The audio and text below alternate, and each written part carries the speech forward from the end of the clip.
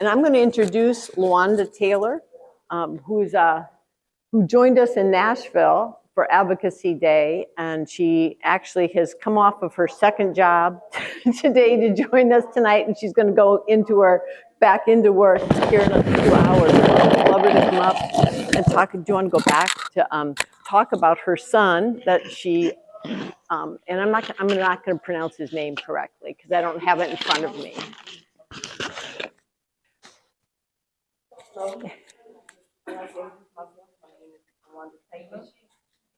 Okay, yeah, I'll give you this. You're gonna have to speak up. Okay. That isn't really a mic. Okay. Hello, my name is Luanda Taylor, and this is my survivor story. On August the 24th, 2022, my 33-year-old son was murdered by 3 teenagers. Why would 3 teenagers walk up and shoot my unarmed son 8 times? He was ambushed by these kids. They had a plan and carried it out with methodical precision. It was an execution. One of the shots was to his head. Now I asked you, where are these juvenile offenders getting these guns? I have become acquainted with gun violence on a personal level since that night. I have so many unanswered questions like, where did they get the guns? Were they groomed by adults? Where were their parents?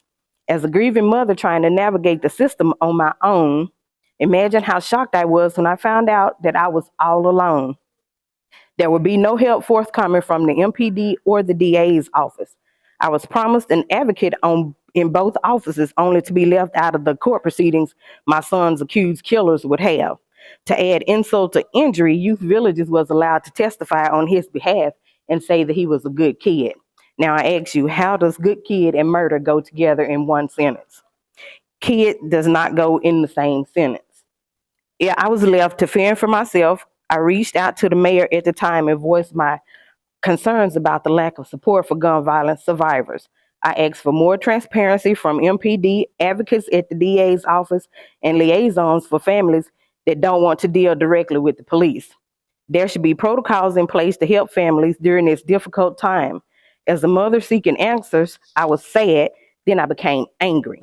At that moment, I decided to be my son's biggest advocate and voice. Since his has been silenced, I started Mothers Against Gun Violence, Inc. With so many questions and no way to find answers, I started reaching out to lawmakers and joined Moms Demand Action. We must continue to ask lawmakers hard questions because it requires hard answers.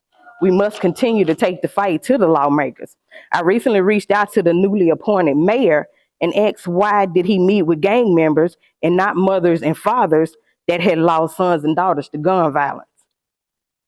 Are the criminals more important than the people they victimize? What kind of message is the new mayor sending the criminals?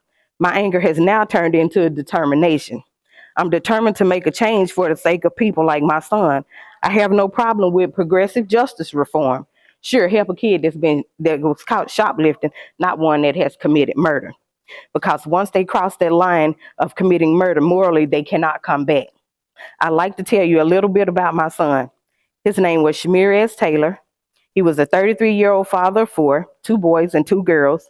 He was a fun-loving and life of the party. He was quiet and kept mostly to himself.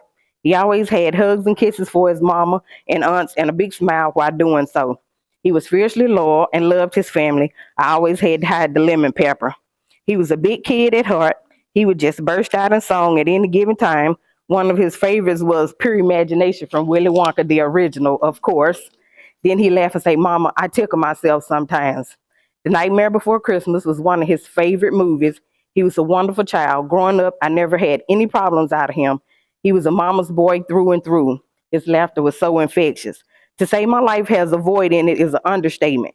As the 2-year anniversary fastly approaches, I am still searching for answers, still missing my only son, still determined to stop the senseless gun violence so there would be no more Shamiris. Thank you. Thank you. I was going to ask you, like, you sound like you have reached out to a number of people, and like you're working hard, and like the mayor gets